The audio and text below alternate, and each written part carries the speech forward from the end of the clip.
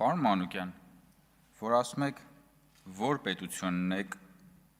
որ ասում եք մենք ենք տերը մեր պետության, այդ որ պետության տերն է, մեզ ասում եք մենք այս տերը մենք ենք, հա? Չէ, նույնական չեն, բայց մենք որպես քաղաքացի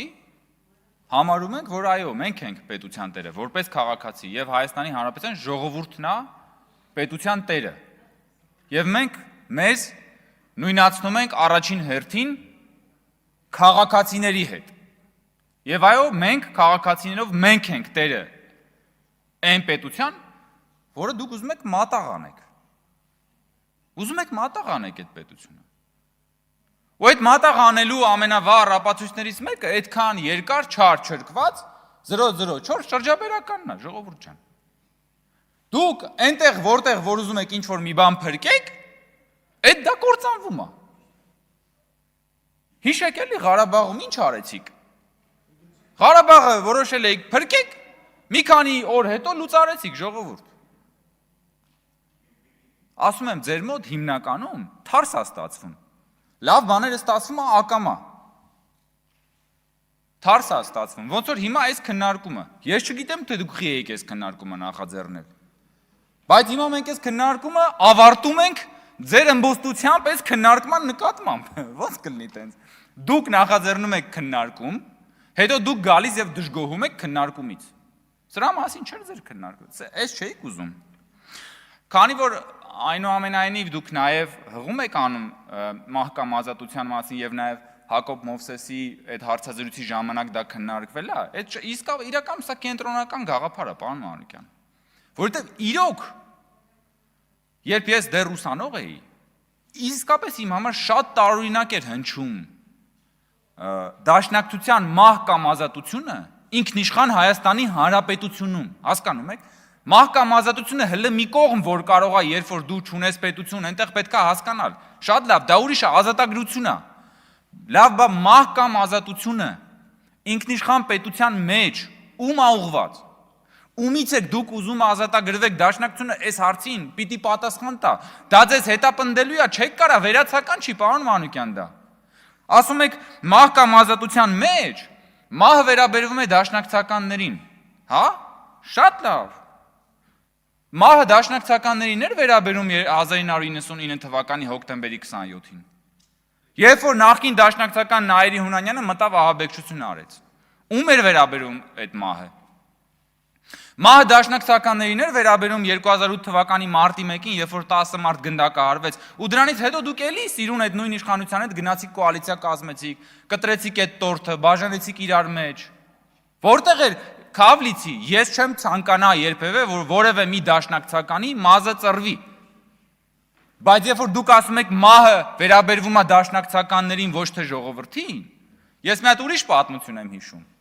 Լեոյի անցյալից գրքի մեջ ինքը նկարագրում է բանկ Օտոմանի գրավման հետ կապված այդ դրվագները։ Ու պատմում է, որ երբ որ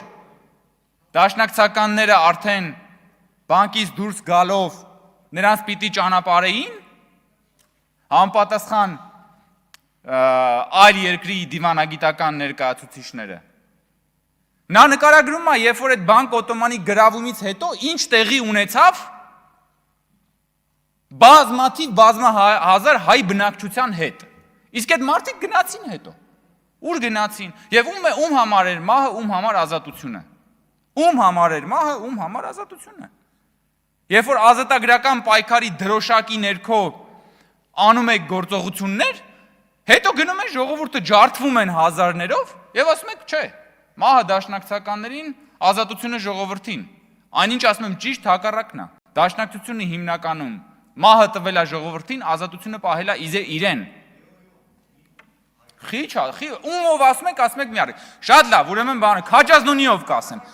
Պարոն Մանուկյան ասում է Լեոյին մի մեջ բեր։ Շատ լավ, Քաջազնունին եմ մեջ բերում։ Դաշնակցությունը այլևս անելիք չունի։ Բանը մի րոպե։ Այսօր պարոն Ռուստամյանն ասում է, պարոն Կոնջարյանի ժամը վերականգնեք։ Պարոն Ռուստամյանն ասում, շատ լավ, շնորհակալ եմ, որ ասցիք Լեոյով չասեմ, չեմ ասում։ Հովհաննես Քաջազնունի։ Այսօր Արմեն Ռուստամյանն ասում է եւ մեջբերում ասում է. «Գալիս եք, բան դաշնակցականներին եք ցիտում, Քաջազնունին եք ցիրում, բա մի հատ դասեր քաղեք Քաջազնունից»։ Շատ լավ, մենք կքաղենք, բա դուք այդ դասերը երբ պետք է քաղեք։ Բա դուք մեր դաշնակցական մեծերի դասերը երբ պիտի քաղեք, հարգելի գործընկերներ։ Ասում եք դուք կրում եք դաշնակցության 100-ամյա ավանդույթը, չէ՞։ Այդ ժառանգությունը ձերն է, չէ՞։ Այսինքն ձեր ժառանգությունն է նաև Քաջազնունին, չէ՞, պարոն Մանուկյան։ Թե հրաժարվում եք Հովհաննես Մի Քաջազնունին։ բանարավոր խոսեն, այդտեղից մի պարոն Կոնջարյան ջան։ Չէ, դուք կարող եք ժեստերի լեզվով։ Չէ, չենք անում։ Ես ձեր դաշնակցական ոճը հասկանում եմ։ Հովհաննես Քաջազնունին դաշնակցության ժառանգությունն է։ Դուք չեք հրաժարվում, շատ լավ։ Սիմոն Վրացյանը դաշնակցության ժառանգությունն է, չեք հրաժարվում, շատ լավ։ Խատիսյանը դաշնակցության ժառանգությունն է, չեք հրաժարվում, շատ լավ։ Այս բոլոր գործիչները, Սիմոն Վրացյանը 2020-21 թվականին ցեղասպանությունից ընդամենը 5-6 տարի անց խոսում էր Թուրքիայի հետ բարեկամության մասին։ Մենք ասում ենք Թուրքիայի հետ հարաբերություններն ուզում ենք կարգավորենք, սահմաններ բացենք։ Բարեկամություն բառը չենք էլ ասում։ Դուք ասում եք ոնց կարելի է ցեղասպանությունը ուրանալ եւ սահմանները բացել։ Այնիշ ցեղասպանությունից 6 տարի անց Թուրքիայի հետ բարեկամության ձգտող Սիմոն Վրացյանին դուք շարունակում եք համարել դաշնակցական եւ հպարտանում եք եւ լավ եք անում։ Բայց կլինի այդ դասը սովորեք ոնց որ ասում էր պարոն Ռուստամյանը։ Ինչի՞ չեք սովորում Սիմոն Վրացյանի տված դասը։ Ինչի՞ չեք սովորում Խատիսյանի տված դասը։ Ինչի՞ չեք սովորում Քաջազնունու տված դասը։ Լավ, Լեոն ձեր քիմքին հաճո չէ, խնդիր չկա։ Չգիտեմ, ինչ որ Մի խոսացեք կավելացնեմ ժամանակ։ Հարգելի գործընկեր, ես իրականում այսօր ասեցի, հարգելի գործընկերներ, նորից եմ ասում, իգիտություն։ Մենք դաշնակցությունը չենք փակելու, որքան էլ որ երազեք։ Մենք դաշնակցությունը բացել ենք եւ դաշնակցությունը ավելի ենք բացելու։ Ոնց որ այս երկու օրերին բացեցինք։ Դաշնակցությունը բացելու, դաշնակցության ապակոդավորելու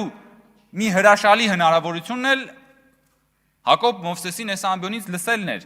որը չէի էլ պատկերացնի մի 2 ամիս առաջ, որ ես նման հաճույքի հնարավորություն կունենամ եւ ոչ միայն ես։ Ես շնորհակալ եմ ձեզանից, որ դուք մեզ այդ հնարավորությունն ընձեռեցիք, պարոն Մինասյան։ Ես իդեպ միշտ զգացել եմ, որ դուք ճիշտ բաներ անում եք, էլի։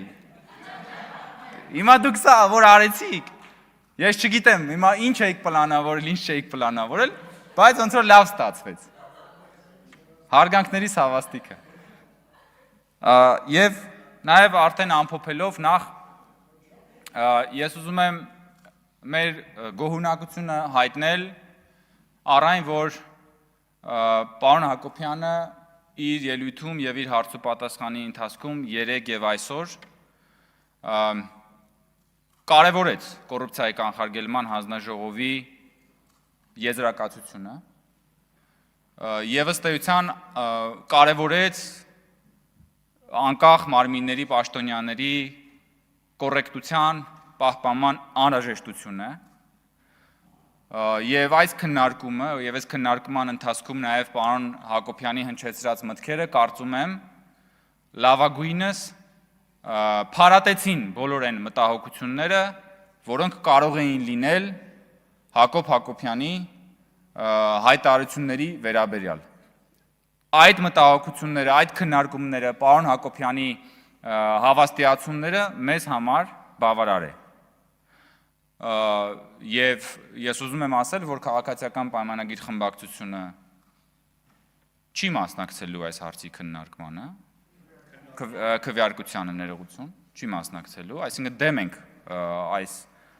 հարցի քվեարկությանը եւ չենք մասնակցի դրան։ Եվ ես նաև ուզում եմ առիթը օգտագործելով շնորհակալություն հայտնել կոռուպցիայի կանխարգելման հանձնաժողովին, Տիկին Գալստյան։ Մենք արժեքավոր ենք համարում ձեր աշխատանքը եւ ձեր եզրակացությունը, եւ դուք որպես կոռուպցիայի կանխարգելման հանձնաժողով ձեզ վերապահված գործառույթն եք իրականացրել, ու մենք ամենայն հարգանք ունենք այդ գործառույթի նկատմամբ, իսկ մեր որոշումը պայմանավորված է ավելի լայն քաղաքական համատեքստով, ոչ միայն կոռուպցիայի կանխարգելման հանձնաժողովի եզրակացությամբ, բայց նաև այն մոտիվացիաներով, այն քաղաքական նպատակադրումներով, որոնք որ ընդդիմադիր խմբակցությունը այս հարցը բերել է օրակարգ, եւ ես անկեղծ ասած, երեք էլի լսեցի մի երկու նման արտահայտություն, որ ինչու ենք մենք քաղաքականացնում այս կամ այս հարցը եւ այլն, ես ամեն անգամ զարմանում եմ, երբ որ խորհրդարանում ինչ որ մեկն ասում է, եկեք չքաղաքականացնենք այս հարցը։ Այսինքն խորհրդարանում երբ որ փռշտում եք անգամ, դա քաղաքական հայտարարություն է, ժողովուրդ։ Հնարավոր չի խորհրդարանում չլինել քաղաքական։ Համաձայն եք պարոն Մինասյան։ Տեսեք, որ ասում են պարոն Մինասյանը ինքը